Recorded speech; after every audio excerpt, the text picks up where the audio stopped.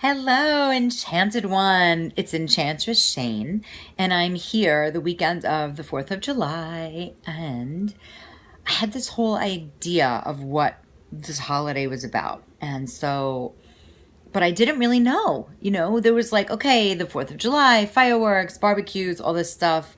And I know it has something to do with our military and like why we celebrate and who we're honoring, but I felt like, duh, I didn't really know. So I looked it up. And what I extracted from it was freedom. Now, I know we all have freedom to vote and freedom to date whoever we want. And with our current politics going on, a lot of our freedoms are disappearing or being altered. And so my question to you is nothing to do with politics. It has to do with your own freedom. And where are you limiting yourself from more freedom? And where are you wanting more freedom? And so, I mean, in terms of the esoteric ways, which is like freedom to create, freedom to be more communicative, freedom to step away from being a people pleaser, freedom to stop apologizing, freedom to live abundantly. Like, where are you stuck? So I'm always thinking, and I'm always like taking action and seeing where people are most stuck. And I see that I found a connection between freedom and confidence. And so the idea that in order to have more freedom and to take the risk to have more freedom, you might get feedback from people that doesn't feel good. So there's a certain confidence level that you have to have in order to take a risk, in order to take the risk that people won't like you, that you might look like a weirdo or a freak or a loser or just like, totally out there. And since I made the transition from being a parent coach into being a guide for witches and magical women, I didn't even stop to think like, people aren't going to like me or people are going to judge what the hell I'm doing. It just felt so right in my body and so right in my mind and my heart that I just did it. It just like I didn't have another way. And so my question to you is, what would you do if you did not care at all what people thought of you, and if you did not care that there would be people that didn't like you? Like, what would you do? Because this kind of thing impacts how people date, how people have create work and jobs, how people show up in their family, how people show up in their friendships, and all relationships, really. And so it's a really good teaser question because the limits that we put on ourselves to say no, to say yes, are based on some conditioning. Some story that somebody said, when you get older, you should only date Jewish men. Like that was something that my grandmother basically gave me. And of course she would say that to me. She was a Holocaust survivor and like Jews stuck together to support each other. It's not a huge priority, but it kept me limited for a really long time. And even age, like if you can date somebody who is way older or way younger, there are people that are going to talk about you.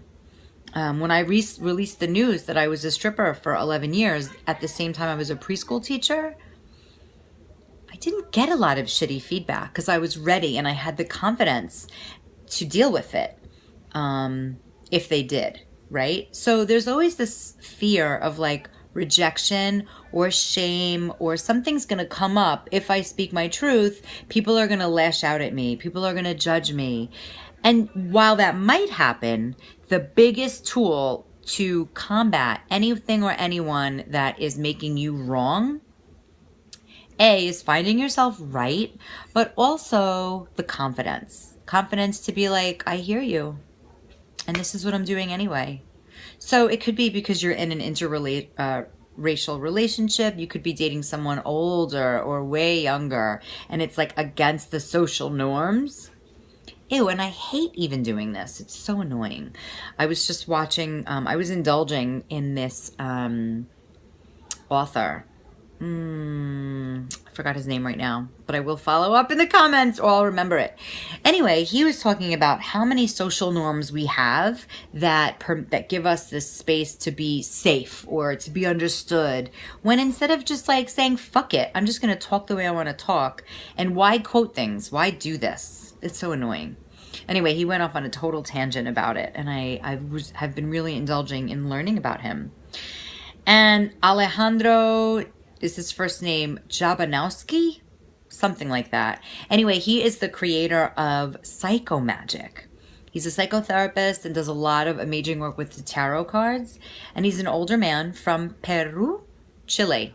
Oh man, I'm botching this up. He's from Chile. And anyway, he's a real character. He has some spells and witchcraft that is so far out there, even for me. So if you're interested in learning about that, I'll share the link. But what is it that you are feeling limited in that feels so shitty, but you continue to do it anyway?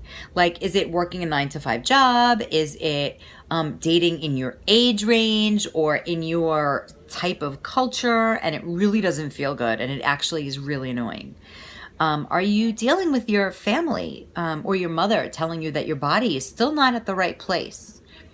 That is so shitty.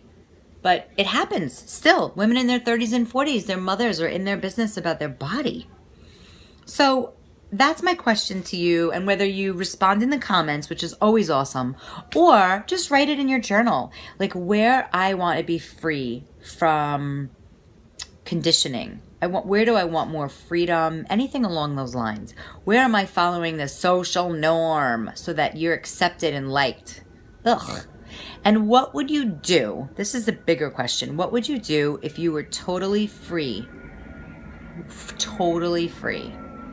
Totally free.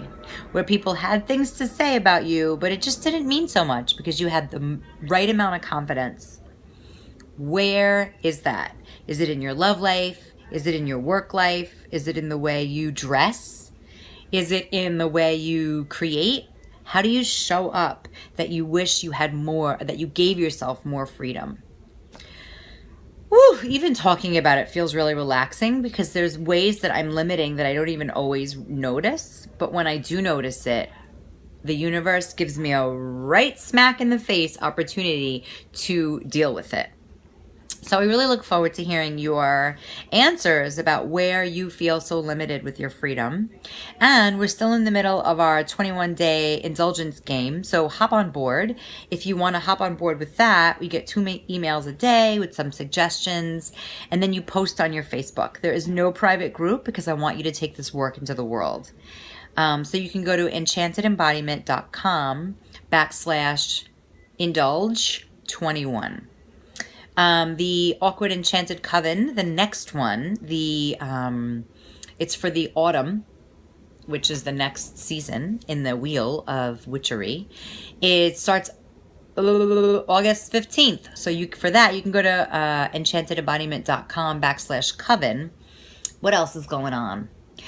Oh, and talking about indulgence, if you are a woman and you're interested in playing and learning about chocolate without sugar using very clean ingredients, I'm having chocolates and bikinis at my house out here in the Rockaways, and that is August 22nd.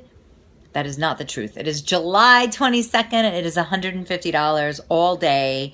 Beach, sensuality, and then you actually get to make truffles and a whole bunch of other goodies. And I'm collaborating with one of my sister goddess witch friends, and Holly. She'll be here. We'll be doing this together. And other goodies. But stay in touch. Join my inner enchanted circle if you haven't already. And you can go to just enchantedembodiment.com for that. I look forward to connecting with you on many realms. So have a beautiful day. Enjoy your 4th of July. Give yourself freedom wherever you need it. Little by little, those things matter. Bye for now. Signing off.